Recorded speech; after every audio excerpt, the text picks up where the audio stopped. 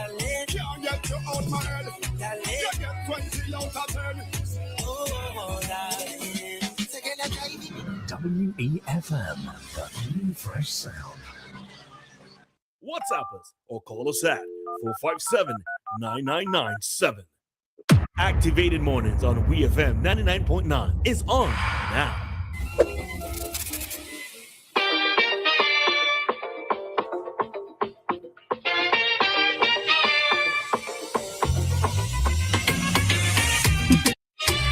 All right, so good morning, and we are back with you for another segment of our Activated Mornings program here on WEFM. And I see somebody commenting pretty in pink, so yes, that means that the stream is up and it is running and it is okay. Some mornings I use a lot of brain power before 9 o'clock, a lot of brain power. So it's one of those mornings. Doc, good morning. Good morning. I hope you're hearing me. We are hearing you, yes. Oh boy, a lot of technical problems. I've been in and out. I wanted to join that discussion, earlier on. To me, it relates to my commentary this morning because, it seems that there's always potentially two sides of thinking. Those persons who believe that people should be taught a lesson. This would be a teaching moment, a learning moment, and so forth. Whereas others who look at rights, children's rights, and that they basically can be somewhat stained by the type of punishment that they receive. And this is quite interesting. But my commentary doesn't so much relate to that. It is on a bigger scale. And from recent globalization of issues and the new war, is the world in a very, very sad place? Or is it in a happy place because there has been decisive action on a dictator and so forth? So on one hand, there's a thought, and it's a matter through which eyes one is looking and which eyes you have. And I ask, which eyes do you have? So that one will say dictators like Maduro are gone. The Ayatollah Ali enemy is dead. And so are some of his leading entities who've been decapitated. And the question they would ask is, who's next? Is Cuba next? And the closure of the major waterways for oil and so forth may be considered only a temporary necessary process. And when the US takes action on the Iranian government, that Trump's thought is that when they take over, they will hand it back to the people and everything will be all right. On the other hand, the attacks on Iran seem to have been months in the planning, with Israel tracking the supreme leader on a daily basis. And the bombing of the nuclear plant that had taken place in June of last year may not have been as devastating as one thought. And that the negotiations that were taking place may well have been a farce and not really in good nature, because the ultimate plans in months of planning was to decapitate the supreme leader. This may be another view. Matter of fact, there's a thinking under that line of arrogance and hubris, and I wonder if North Korea or maybe even China could be on those cards too. The closure of the Straits of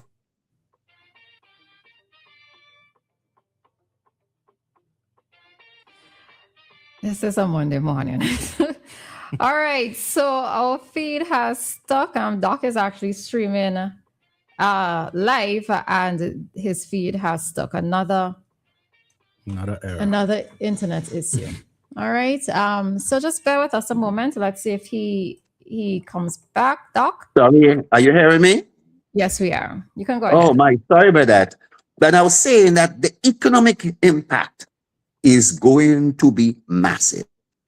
And whether we're going to see increased oil prices, we're going to see gouging. And in terms of how much civilians have been killed, and we could see the expansion of the war. And so in Doha, Dubai, Abu Dhabi, Jordan, the UAE, even Cyprus, and now Lebanon. Schools and hospitals have been hit. Through which eyes do you have? Are these necessary things that must take place to make the world a happier place? Or is the world really a sadder place? Is there a new sense of dictatorship? Or is there glory because various entities have been eliminated? In the words of Mayor Motley, who spoke recently, that it's been hit after hit after hit, affecting the world from Elsa to Beryl to COVID to all sorts of things. And the big issue is, can the world really recover? Does it always recover? Who recovers? For how long will it take for recovery to take place? I suppose that's my commentary.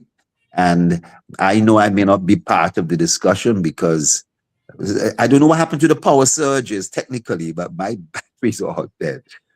Trying to get in for a while. I've been I don't know what's happened. But I think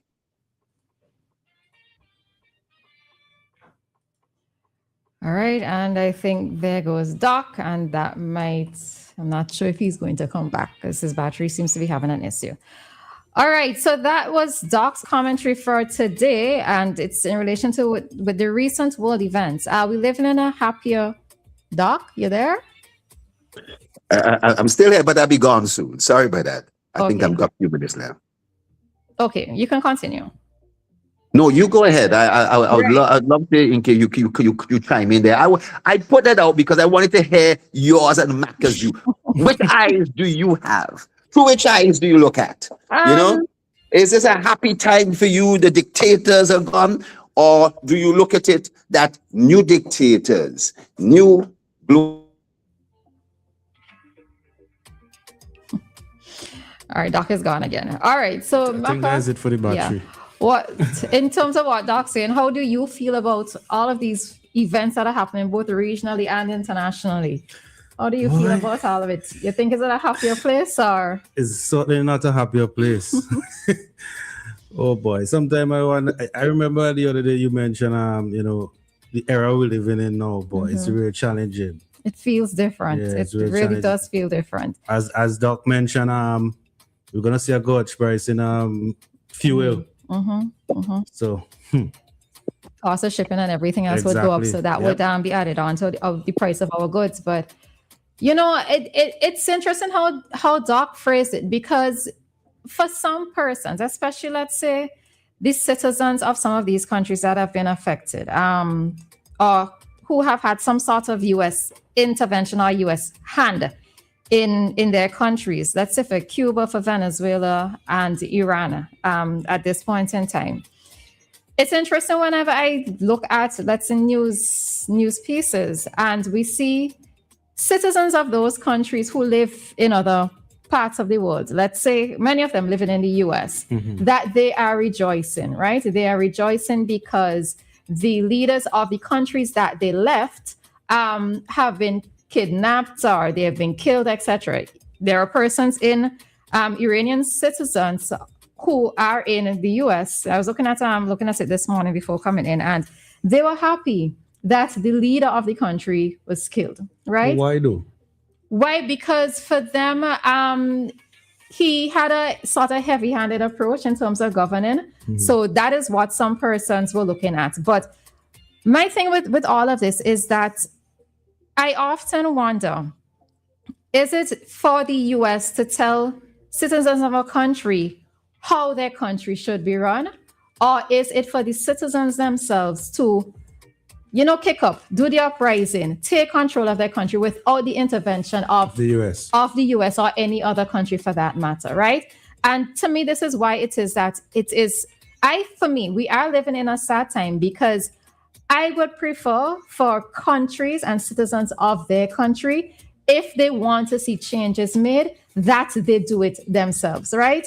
As much as they possibly can, for them to do it themselves, as opposed to have another country dictate how it is that country should be run, or what should be happening with their country, or a country's leader giving their opinion about another country's leader, So, but in terms of, and I remember even before, maybe more than a year ago, on air, I was making mention of a lot of these things that happen in the Middle East and so forth. I am far removed from them. They're just images or videos that I would see on television or through the media, right? These are things that I would see, but I am far removed from them. But to know that in our waters very recently, it hits very close to home. I think that's too far. It is too close. Well, too close, right? Right? It is too close for us, and it is happening directly in our backyard. And last night as I was reading through certain things, to come here to prep for the program, and I was there saying, you know what? I can understand us as citizens or us as people planning for the future. You plan, just in case you live to see 70 and 80, whether financially or in other health-wise and otherwise, plan for the future. But if persons choose to live in the now, I totally get it, right? If you live in the now and you full joy yourself, you do the things that you always thought about doing. You have a bucket list and you tick off things on that bucket list. I can totally understand people not putting off things for tomorrow or 10 years down the line, or when you retire and that sort of thing, because we just don't know how the world is going, right? And it's kind of unfortunate in that sense, but if you could live in the now, live in the now. I see someone make a statement in saying that they're afraid to go on cruise, and that is a thing. And I could understand why. And that is all the fear factor that's going to come into play now, because as we said before, this is a region known for peace. We don't have these things happening here. Yeah. Even when we heard of the possible tensions between Venezuela and Guyana and the threats of possibly going to a war or, that sort of thing. I did not necessarily take it serious because I didn't take it seriously because we are not known for that. I in my mind figured they would have found a way to solve this, or to resolve this. But it's sad times, really sad times. Maybe social media is what is compounding it as well, because you're just seeing different reports coming out, and you see bombings happening. You're seeing people like there are persons, Vincentians, who are in the United Arab in Dubai at this point in time, and they are witnessing certain things, and it's just too close to home for me right about now, just too close to home. So I think the Caribbean leaders need to come together and say something.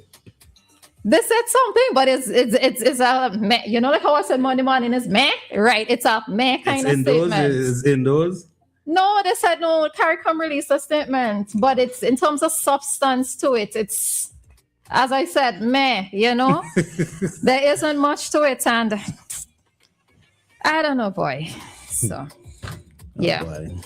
So with that was Doc's commentary for this morning. However, he had some technical issues, so he wasn't able to stay on for the full segment with us. All right. So we are going to head on out at this time, and our next talk segment will be at 9:20, where it will be Talk to Us segment, an open forum for you, the listeners. All right. So we are going to head on out. It's Activated Mornings here on WEFM. Nothing else sounds as good as WEFM.